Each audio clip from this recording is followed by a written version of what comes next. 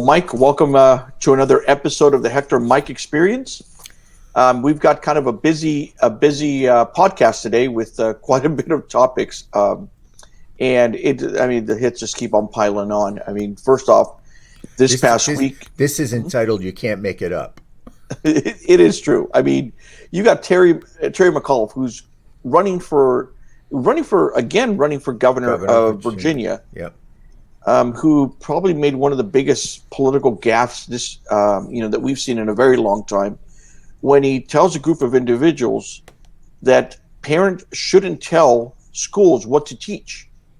And it has given now his opponent some ammunition. It has obviously engaged quite a bit of other parent groups, and it has really brought up a big debate, which I don't think there's much of it, which is, if should parents be able to tell or be involved in their school's education? And I mean, I think we all agree that they should. I mean, parents are stakeholders.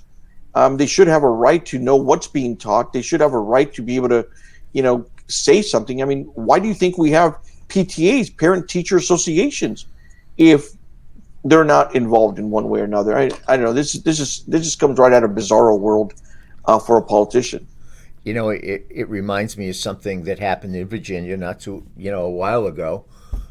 George Allen was a United States Senator. He was running for governor, and he was on the campaign trail. He was in some obscure place, I think, in Southern Virginia, and his opponent had a tracker, with the little camera, and he made some off-color comment about the person's ethnic background, and boom, that stuck with him, and that was the end of that. McAuliffe. First of all, he served as governor of Virginia for 4 years. And Virginia's interesting because it's only a one-term governor. So every 4 years, there's a new governor. Your governor can't run for re-election. It's one 4-year term. So he served one 4-year term, then obviously became, DNC, Democrat National Committee chair, very involved in the Clinton campaign. It's a long history of politics. And what you see here is him making comments that were geared toward a certain audience, which was, the comments were made to members of the teachers union. And, a lot of question, not just in Virginia, but you have around the country, do the politicians, are they servants to the people, or are they servants to the unions? And in Virginia, like in most states, the teachers union is one of the most powerful political entities. Not one of the most powerful unions, one of the most powerful political entities. And so he's placating, he's catering to them, and someone recorded it, and now he's got a real headache on his hands, because especially in Northern Virginia, just outside the suburbs of D.C., and especially swing counties there, like Loudoun County, Virginia, which is just to the west of D.C. Parents are very involved in their schools. They're involved in their curriculum. They've been involved in the decisions on coming back to school, masks, vaccines. Parents are very, very, some of the best school systems in the country are there, and it's because parents are involved heavily in the school system. And so he's just really taken a tiger by the tail and woken it up. And now, he's I think it's a little over a month away from the election. He's got a real problem on his hands with his. Well, and one of the things you talk about, Mike, is parent involvement. I mean, the United States Department of Education has a whole section dedicated to engaging stakeholders, and on top of that list is parents. Right. I mean, as parents, we get asked to not only get involved with the Parent Teacher Association, the PTA, we get asked to go and help fundraise. We get asked to volunteer at the school, to donate items to the school. And so in every step of the sense, the schools are always asking parents to be involved. When a student fails, when a student isn't turning in their work, when a student is getting bad grades, it's like, oh, it's the parent who's not involving the student. It's the parent who's not taking the time necessary to go over the material with their students. It's, the parent isn't helping the student understand the importance of education. And so in every sense of the word, parent involvement is one of the keys to student success. Mm-hmm. And what we see, I mean, and it gets into that question is, which a larger issue is, it's convenient to get parents out of the way when it comes to certain types of decisions. And here you have it, whether it's, with Terry McAuliffe making his comments. I think a lot of those politicians, especially as they're getting money coming in from the teachers union, really believe this. It was several years ago, the American Federation of Teachers, their former president is quoted as saying that, you know unions don't represent the needs of the students. The minute that students end up paying union dues, that's the moment that they will start Mm-hmm. representing their viewpoints, or Mm-hmm. their needs. And so, the union is there to represent the teachers, which is their members. Right. And I get that. But for someone looking to run for governor, I mean, and we know this, you always watch what you say, because there's always a camera on you. And so, for this type of gaffe, for this type of comment, it really brings in a lot of things that are happening here in California too, where we have legislation that has gone through the state legislature. For example, there's one piece of legislation, and we'll get up the bill number later, but in this particular piece of legislation, you can have, as long as a kid is 12 years old or older, and if the child is under your insurance, you don't the hospital, at least in the legislation, doesn't have to know as to why they went to the hospital, why they went to the doctor. So if the person went to go get some type of medical procedure, if your child went to go get an abortion, if your child went to go get something else medical, Right. as a parent, you're not. They want to exclude you from knowing. They're taking away. In McAuliffe's case, it's going to be interesting to see how he reacts. He stepped in it. There's no doubt about it. He expressed what he believes. He expressed, what is the political reality in Virginia, as it is in California, as it is in other states, which is you better make those people, put them on a pedestal. Those people being the teachers union. And I think it's important to distinguish between the teachers union and teachers, because I think most teachers are interested in the good and the welfare of their kids that they're teaching. They put up with a lot. The safety in schools, which never was an issue before, is a serious issue now. The amount of resources that they need and that they have are at an all-time low.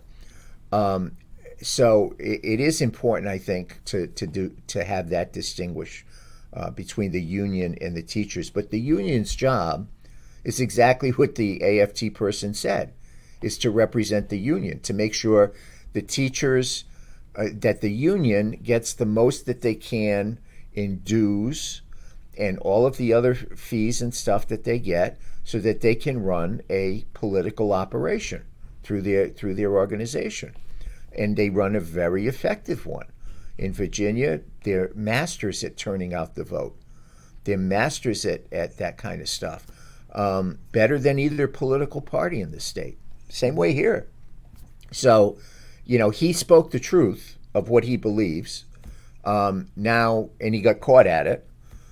Gee, there's a shocker. A politician speaks the truth and he gets caught at it. Now he has to figure out, what do I do? It'll be interesting from a political consulting standpoint to see what his advisors tell him to do. Should he just keep plowing along, or should he backtrack it or try and do an explanation? What I really meant was this, that, or the other thing. But the soul has been bared. He's there on the record saying that, and it just shows what's going on in the mentality. And if people believe anything that comes out of his mouth about the issue after that, then they're fools. Because, again, what he did and what he said is what he believes, which is that, turn the schools over to the unions and let the unions run the schools. That doesn't help the kids. Honestly, I don't think it helps the teachers. It certainly doesn't help the parents. And he's opened a can of worms that didn't exist. He really is. You can't underestimate the gaffe that he just made.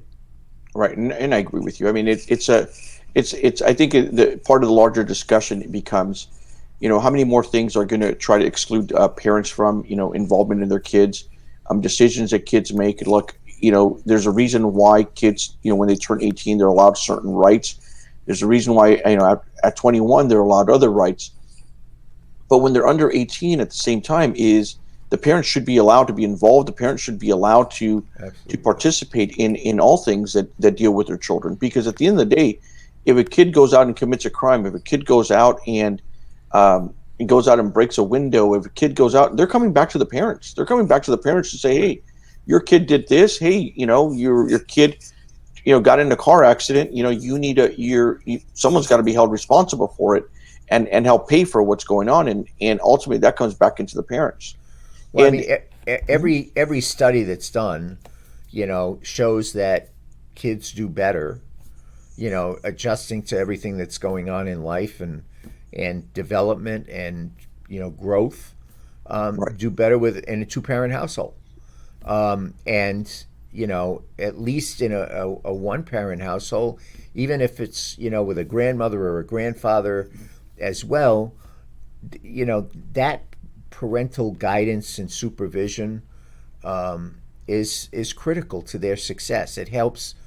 Every study shows it helps tremendously in the chances of that young person, being able to deal with things when they happen, define goals, achieve goals, and be successful. right, right, And so to take them out of any equation, especially these days, I mean, again, you go on the internet and you type in like local town meetings or local school board meetings, especially, in some of the school boards, like I said, some of it has been the whole thing with the pandemic, kids going to school, should they go to school, kids getting tested, kids wearing masks, how much the teachers should get tested.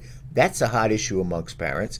The other thing is the change in curriculum that they're doing about the whole teaching of racial equality thing that they've now started, rewriting history.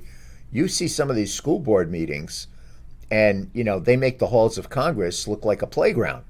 I mean, people are pissed off, and you've pissed off an activist group that is organized in parents and who vote. And he really should not have gotten up out of bed yesterday when he said that. That's all I can well, say. well, and it goes into like, it's this. I think oftentimes you get individuals who are in government who, for whatever reason, because they don't believe it's their money. It's taxpayers' money, which they get these budgets, or they get this power to do.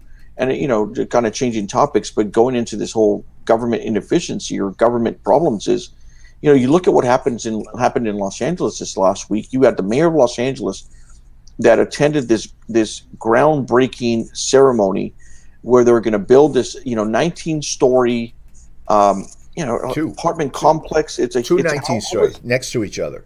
yeah, well, yeah, a homeless housing project with 278 units, scheduled to be completed by December 2023. And they were going to have 47, one-bedroom units. They were going to have, 228 studio units and 3 for the managers. So basically 278 units at a cost of $160 million, which comes out to an average per unit to about $575,000 per unit to help house a homeless population. I mean, in Los Angeles County, you can buy a condo for, now mind you, real estate there's a lot more expensive, but you can buy a condo there for $550,000, and everyone could own it. Hmm. And the thing is like when you're spending all this money, $575,000 just to construct it, that doesn't include all the other money for services. That doesn't include all the other money for management in the sense of, if the property gets damaged, for meals or any other types of assistance that's going to be coming into that particular area. You're right. It's just crazy what's happening, and really it does. If you take a step back though, from the numbers you just recited, and look at it from the standpoint of, as we just did, of what it really says. And what it really says is their goal is not to solve homelessness. Their goal is to create a good life for homeless people. The goal should be to solve the homelessness problem, not to make a good life for homeless people, in that, you know, you can do things like, and I think I forget where it was, but I did see someplace where for $60,000 you can put up these prefabricated single-family dwellings that basically have a bathroom and a studio with, you know, a bed and a living room kind of thing in a kitchen. And, you know, they're very small, but they're safe, they're insulated, you have your own bathroom, you have your own kitchen. You can put these things up on massive amounts of, you know, any land that you can find, and it costs 60 grand. And, you know, is it comfortable? No. Is it, you know, a good way of living? Not necessarily for the long term. But the idea is not to create great homes for homeless people. It's to get homeless people the help they need to not become homeless on their own, as opposed to what they're doing, which is make them homeless dependent on government. And once you do that, you got to keep feeding that beast of government with more and more money. So what they're really trying to do is get people dependent on government. What they need to do, first of all, is start by treating the homeless as not one thing. You know, they say, well, there's the homeless. Well, you know, I'm not a sociological expert, but here's what I know. There are some people that are homeless because they want to be homeless. There are some people that are homeless because they run on hard times. There are some people like veterans who are homeless because they served our country, gave us freedom, came back, couldn't get help, and now they're out on the street. Which, by the way, if I were the mayor of LA, I'd make sure every one of those damn units that they're building are filled with veterans who are homeless, because they've given to this country to be able to have that kind of, you know, nice home place to stay. So you have, and there are some that are out there that are just so drug dependent and drug addicted that, you know, it doesn't matter whether you put them in a small place for 60 grand or you put them in a luxury condo for 577 grand, they ain't going to make it. They need to be someplace where they can't do damage to themselves and damage to others. That's not a politically popular thing, but that's the reality of life. So what LA is doing in a very kind of backhanded way is not solving the homeless problem. They're just creating the homeless as a dependent of the government. And we all who live in LA are paying for that.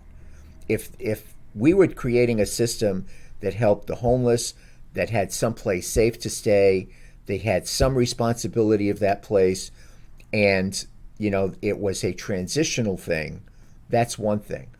But man, if you're moving into a $577,000 place, chances are you're not going to be in a hell of a hurry to go move into a one-bedroom apartment that's maybe 300 square feet, that's a studio, and you know, some community someplace. So they're creating a dependency class that people in LA, and what it does to me is it shows what, again, the philosophical mentality of the way our government here is approached. It's to me, it's absolutely mind-boggling that this thing is happening. It's, you know, you look at how much more could be done and better could be done. Homelessness should be a thing of transition. It shouldn't be codified as a lifestyle. And that's what the government in LA is doing. They're codifying it as a lifestyle by creating these places that when people move into, they're not going to want to move out of. Yes, there are groups of homeless folks that need to have places that are safe, need to have places where they can get back on their feet, need to have places where there's some dignity, absolutely. But you don't need to spend $577 a shot as they're doing with this thing. You need to do these other things that will transition them to self-dependence, as opposed to what they're doing, which is transitioning them to complete dependence on the government. Well, and that's not the most expensive one though. There's one in Koreatown where they spent $740,000 for a 200 square foot unit for homelessness. And the thing is, part of it is, I think, you've got this billions of dollars that the voters of California passed, the voters of Los Angeles passed in a bond. I think it was $1.2 billion. Then you've got the state that's spending billions of dollars on this homeless thing, and so you've got a bunch of bureaucrats that I probably look at it as like, well, we've got all this money, we got to figure out a way to spend it, as opposed to being good stewards of how we spend this money. I mean, I've always been of the belief is bring in the housing, some of these big housing giants, bring in some of these other folks who understand financing and said, okay, how do we get together and how do we construct if these units cost, right now $575,000, how do we construct units that cost us $50,000 or $100,000 so that we can house more people? But at the same time, it's part of the story never talked about. Okay, so how long are these homeless going to live in these apartments or in these units? Do you have it for 1 year transition and say, okay, look, you've got 1 year, or let's just say you got 18 months to get your life together, to get cleaned up, to get job training, to go through some educational program that allows you to be back on your feet. I Does mean, that right sound now, like? Let me ask you a question. Does that sound like government in LA to you? Of what does it course sound like not. government anywhere? I mean, because Anywhere. this is California.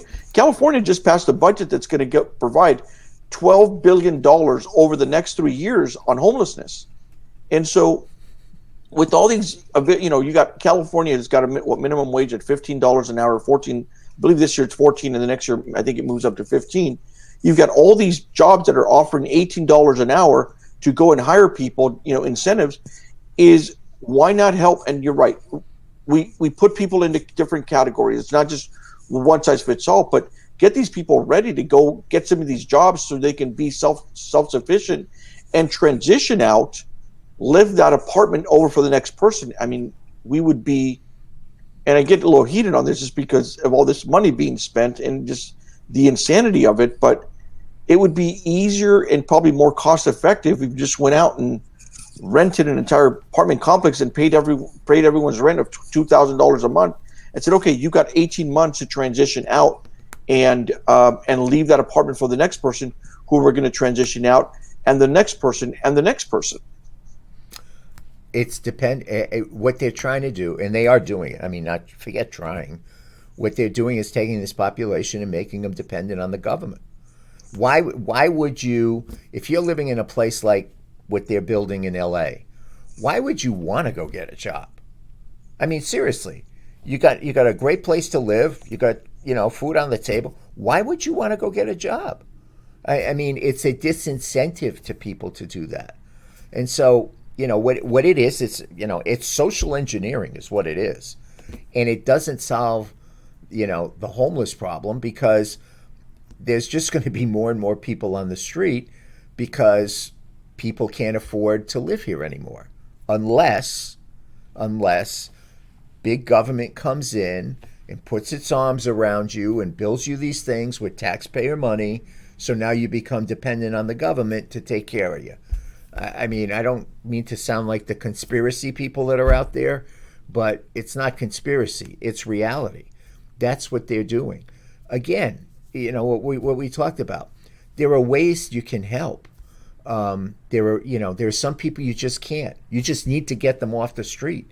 You need to put them, in a place somewhere that they're out of everybody's way, because they do themselves and everybody else no good.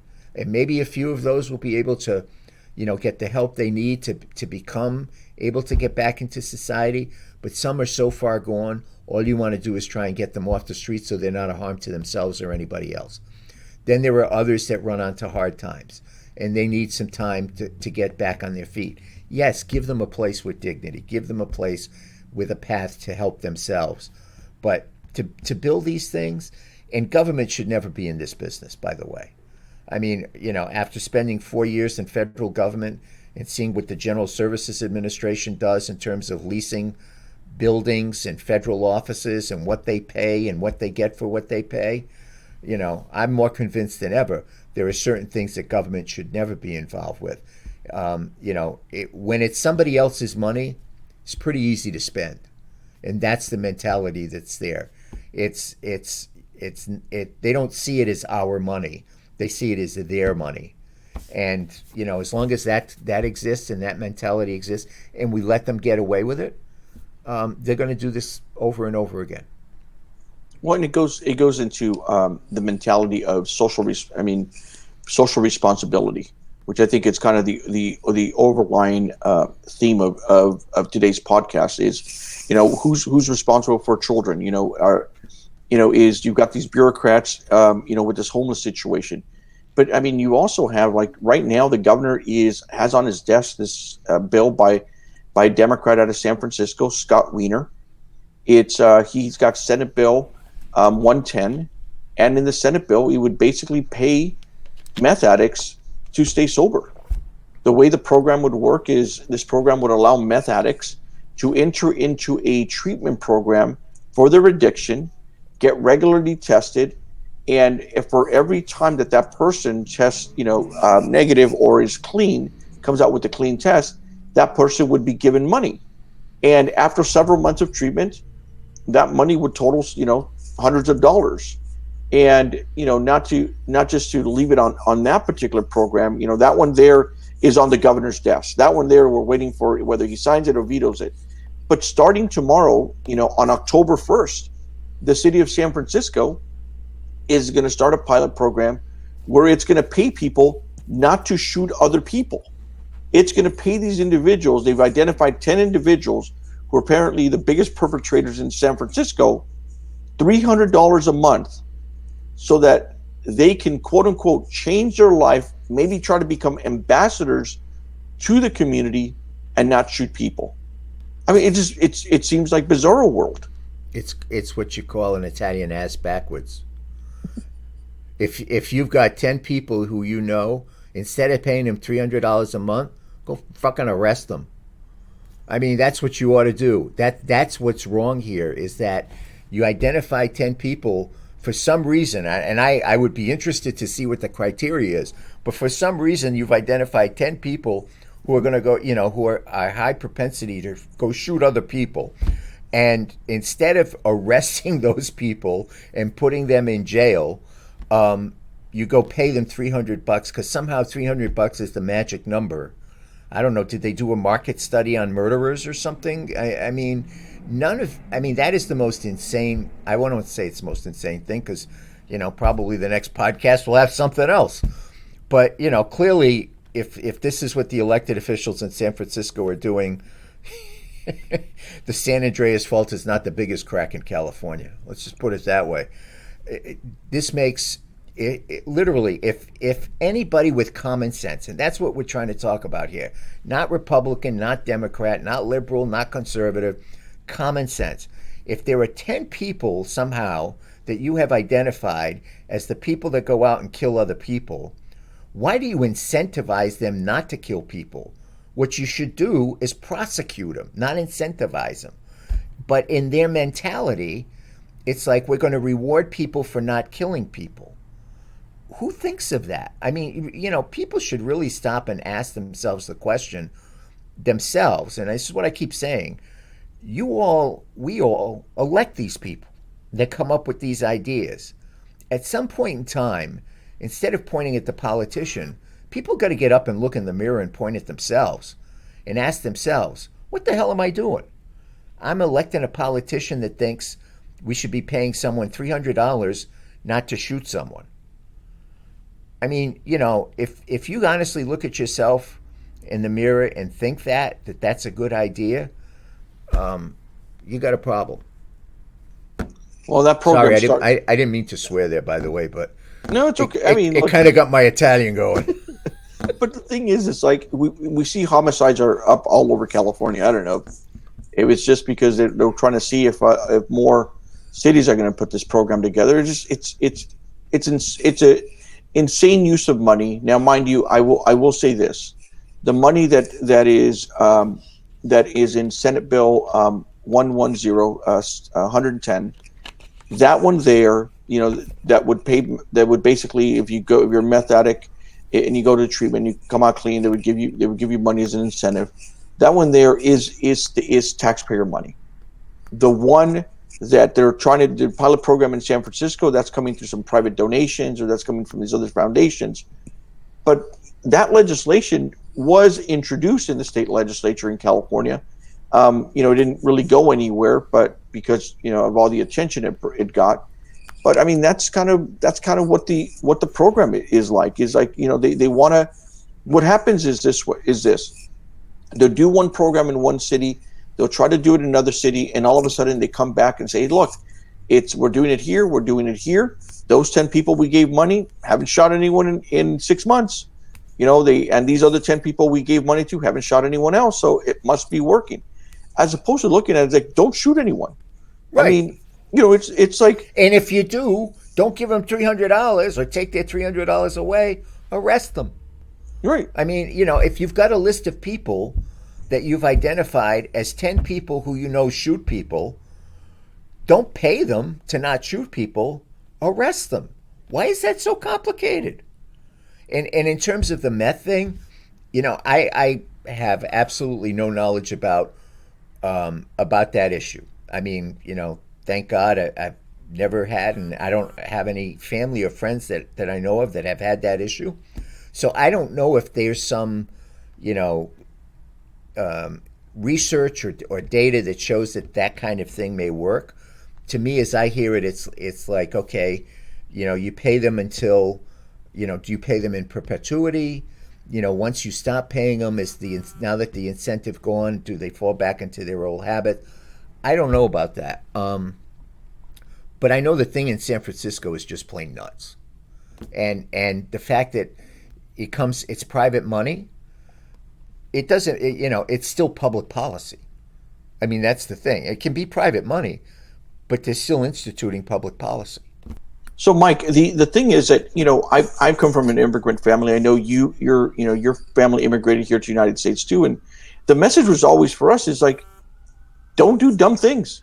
You know, do It's a good what's start, right. Yeah, right? it's like don't get involved in dumb things. It's like, where does this end? So we're going to pay meth addicts to go to treatment and not do meth. I mean, we're going to pay people not to shoot people. Now, what is next? Are we going to now pay drunk drivers not to go out and be drunk drivers? I guess it's for me. It's like, where does this end? Where does this go? And what about everyone else who plays by the rules? What about everyone else who isn't the meth addict? What about those individuals who maybe didn't go out and party as much when they were younger, but put in all the schoolwork and hard work in order to try to get good grades or try to do something with their lives, and they're good, productive members of society. Where's their reward? Obviously, I mean, no one's giving them, the extra $300 just to not be a drunk driver or Right. not to be a meth addict or not to be shooting people. It's this idea of personal responsibility, and is that out the door? Are we making just excuses for individuals for their behavior, and we justify it because, well, the voters passed $1.2 billion for homelessness, We so got to obviously spend we it got to give, somewhere. yeah, we got to give it to them. The state has a $70 billion surplus, so you know what? Hey, we got money, so might as well throw it here, throw it there. I mean, where does personal responsibility kick in? It doesn't anymore. That's the whole point of this thing, which is that the government decides what is personal responsibility and what isn't. It's not you. It's not your parents that brought you up. It's the government, and they determine that by financial reward. If you want to know how badly this ends up, just take a look at what happened 3 months ago. 3 months ago or 2 months ago, we were giving away everything in the kitchen sink for people to go get vaccines, to go get a vaccination shot. It wasn't you should get a vaccination shot because it's going to help save your life or it might help save your grandfather's life. It was go get a vaccination shot and we'll put you in a lottery for $1.5 million or whatever. $15 million they had in money for the California lottery. We'll put you in a lottery. You win money. Woo! Or go get a shot and you get some other benefits. You get a Target card, you get a Costco card, whatever it was. You get all these benefits. Well, guess what? It didn't work. It didn't work because people's behavior didn't want to do that. When you incentivize things like this, it doesn't always work. And what we've done now is, in some of these things, and I do put the two differently between what San Francisco's doing, and Senate Bill 110, because 110 deals with people who have lost control. I mean, they are the personal responsibility thing is being taken over by their drug addiction, and so you have to look at that, I think, a little differently. But to create something, no matter where the money comes from, that rewards people for not killing people, it basically says we give up. We don't know how to stop people from killing people, so we're going to pay them money not to do it. And I just think that I hate to use the R word, but if anybody had half a brain in San Francisco, they'd start recalling some of these people that want to do that, unless, I go back to my point, unless they agree with it, and in which case, they deserve to be there, and they deserve what happens to them, because it just is forget personal responsibilities, forget social responsibilities. I'll go back to what I said. It's an ass backwards system. You should pay people to report people who are killing people. That's what you ought to do. You should pay people who have the guts or the nuts to stand up and testify against people who are killing people. That's what you ought to do. You don't pay people not to kill people. I mean, it's just, I don't know, man. All I know is where I grew up in Providence, it never worked that way.